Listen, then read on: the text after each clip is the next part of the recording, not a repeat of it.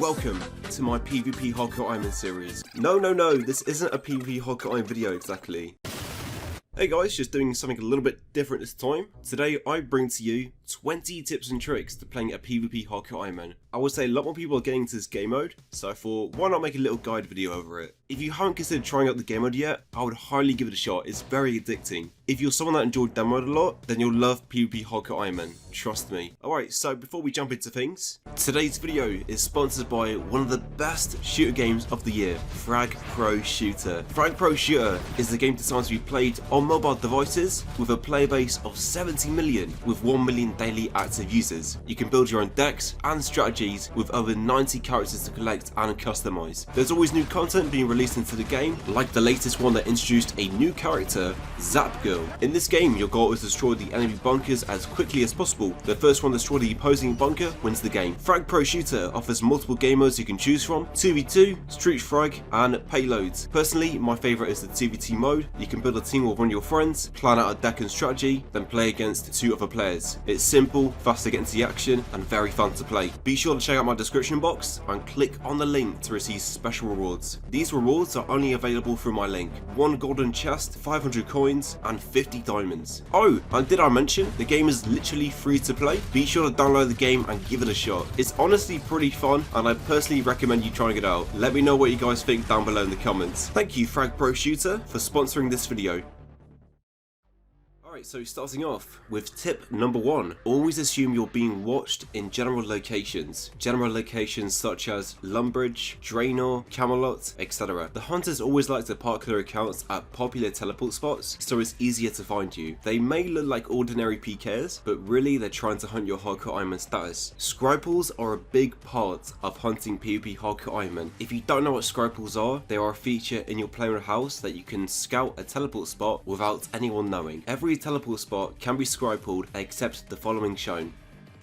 Currently, scry pools are down, so it's easy to tell if you're being watched or not, but when Jagex brings them back, you won't know for sure, so you should always assume. For example, if you're running from Lumbridge towards Draenor, a hunter most likely teleported to Draenor and is now running directly into you. Tip number 2. Every single account that you see spams warnings, world hops at banks, blah blah blah, those are all scouts made by Sea Engineer. So every time these accounts see you, it means Sea Engineer has spotted you. Just kidding, the bots that spam / world hop at banks are not quote scouts. I'm not going into too much detail with these bots, but in a nutshell, they are related to the luring / anti-luring schemes that go on in PvP worlds. They do not care about PvP Hakka Ironman. Although keep in mind, some hunters have actually made accounts that pretend to be these bots, but 95% of the time, you won't have to worry. Number 3, my good friend Pip actually presented this tip to me, and it's really clever. Add Sea Engineer's PvP Hakka Ironman to your friends list, how much for off, and avoid the world he's playing on. This way, you'll have a much better chance of avoiding accounts that are hunting PvP Hakka Ironman, specifically Sea Engineers. Number 4, make sure you at least obtain 3 different teleports. The 2 most common teleports for PvP Hakka Ironman are the RD Cloak Monastery and the Cruncle. Now these teleports are easily obtained for hunters, so they can chase you between the 2 spots. This is why you should get a 3rd backup teleport, just in case you're in a rough situation. I'll let you guys explore different teleports, but 2 I could suggest would be Rider's Blessing 1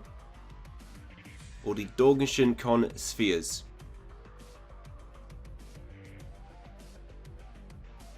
Number 5, somewhat related to the previous tip, complete the Daddy's Home mini quest. Very easy quest, and it rewards you with 5 house teleports and 1 Federal teleport for more backup escapes. Number 6, speaking of escapes, there are tons of them scattered across the game, and you should always be aware of them. A good one, for example, during the Demon Slayer quest, when you get to the part of killing the demon, you will always be entered into an instance cutscene if you have the silver lights on you. It's a great escape if you're not planning on completing the quest anytime soon. Number 7, from Thoric's Enclave, you can teleport to Castle Walls or Edgeville. You can come up here from the canoe or Dueling Ring teleport. To get to Castle Walls, you just come through this portal, and to get to Edgeville, follow the staircase down into this cave, keep following the path to a portal, and you will arrive at Soul Walls. Once there, just take the other portal, and you will arrive at Edgeville. This also means you can get to Thorix from Edgeville.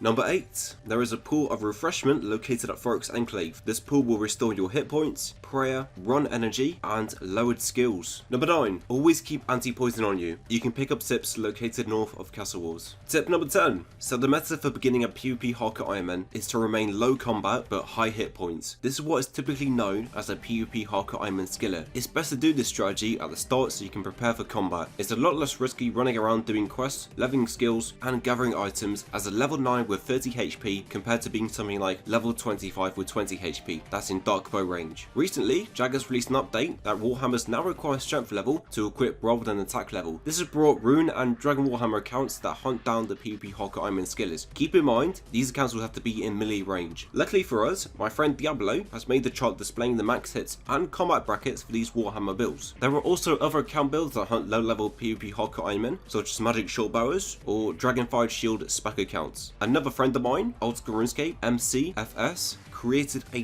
perfect image of what account builds can attack specific combat level brackets, also including max hits. So thank you to these two. 11. There are quests / tasks you can do at the beginning of your account to get hit point levels quickly. X marks the spot. Quest gives an XP lamp you should use on hit points, providing 300 experience. Another quest, Client of Koren, gives 2 XP lamps, providing 500 experience each. There's also other quests that give hit point experience, such as Witch's House, Shadow of the Storm, or One Small Favor. There are also easy diaries you can do, such as Karonja, and you could also do Museum Fossil Cleaning to get XP lamps, and these provide 500 experience each. 12. If you're going to take a serious route of being a PvP Hakka Ironman skiller, I would highly recommend getting an Iron Dagger Poison and Rings of Recall so you can complete quest bosses without training combat. Iron Dagger Poison can be obtained from rogues deep in the wilderness, and Rings of Recall can be obtained by bringing Sapphire Rings and level 7 magic to the Fountain of Rune, also located in deep wilderness, and imbuing them with no magic experience gained. 13. The hunters use a website called Temple Tracking to track down your experience gains and figure out what you're doing. Your experience will only get checked when they hit the update player button and the player logs out. So if you're trying to do something that is obvious with the current XP drops you're earning, then avoid logging out until you've finished. Just something to keep in mind, this can be a big tip for specific things. 14. You can purchase some good food from the store in Brimhaven. They sell Koron bombs, swordfish, and lobsters. You can also get more food, including sharks from Gourmet Implings, which require 28 hunter. You can get brews from the grubby chest located in the Forfrost dungeon. I would actually recommend trying to get at least 3 brews during your combat part of the account. Tip number 15. Cover your tracks. This could be closing doors behind you so it doesn't look like you're in an area doing a quest. 16. Using plugins to help spotter peeker / hunter on your minimap can be a controversial topic, but using the player indicated plugin on your rune light highlights people's names on the minimap for you, so it's easy to see who's around. The hunters use this plugin, and there are unfortunately scout bots at PVM bosses who will detect you and post in the community of PKs with your gear, combat level, and risk. This is up to you if you want it on or not. You could also turn up your Runescape Sounds on your client to hear if anyone is attacking you if you're not paying full attention. 17, an obvious one, but just in case, do not trust anyone. Don't trust anyone. 18, if you're planning to move on from a PvP Hakka Ironman skiller to start combat, I would recommend getting to the ends of quests that give combat experience. This way, when you start doing combat in your Hakka Ironman, you can walk around the game finishing up a ton of quests and gain a fat boost. You won't need to worry about hunters camping at these specific quests. 19, there are specific things that you cannot do on PvP worlds, such as using cannons, giant seaweed, barbarian assault, raids 1 and 2, using minigame teleports, nightmare zone, and there's probably a few others I missed. However, our PvP Hakka Ironman community has decided on exceptions that we accept since it is not an actually designed game mode. These include imbues from Nightmare Zone, such as Rings and Slayer helmets, and diary tasks that cannot be completed on PvP worlds. But at the end of the day, it's your account, so it's your rules. You can decide on how you want to play the game mode. And finally, the final tip, number 20. Speaking of PvP Hakka Ironman community, join our PvP Hakka Ironman Discord down below. We welcome any PvP Hakka Ironman into the Discord, and I'd highly suggest it if you just started or thinking about getting into one. It's a very active community that is shared between both PvP Hakka Ironman and hunters. Don't worry though, we have specific channels only PvP Hakka Ironman can see. Link to this Discord will be down below in the description. Bonus tip, you can enter Death's domain if you're teleblocked, and it's an instant escape.